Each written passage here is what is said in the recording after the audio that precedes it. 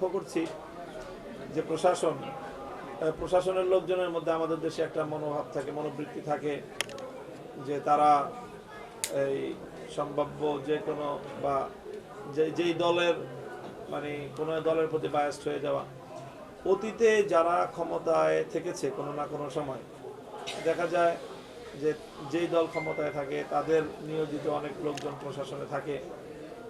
সেই হিসাবে প্রশাসনের লোকজন আর বিগত 15 বছর যারা রাষ্ট্র ক্ষমতা দখল করেছিল তারা ব্যাপকভাবে প্রশাসনকে দলীয়করণ করেছে।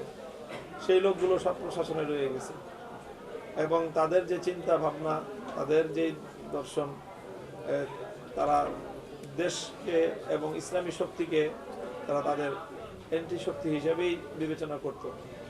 সেই জায়গাটা থেকে আমাদের একটা আশঙ্কা আছে যে লেভেল প্লেইং ফিল্ড আসলে যথাযথভাবে বাস্তবায়ন করতে সক্ষম হবে কিনা সরকার। এখন পর্যন্ত আমরা এই বিষয়ে যথেষ্ট আপত্তি করার মতো বিভিন্ন ঘটনা সংঘটিত আছে এবং বিভিন্ন জায়গায় প্রশাসনের যে আচরণ সেটা সম্পূর্ণ একেবারে নিরপেক্ষ বা সমতার ভিত্তিতে তাদের আচরণ আমরা পরিপূর্ণভাবে সার্টিফাই করতে পারছি না। কাজে আমরা এই বিষয়ে শঙ্কিত। শেষ পর্যন্ত আমরা নির্বিঘ্ন এবং লেভেল প্লেইং ফিল্ড আমরা পাবো কিনা।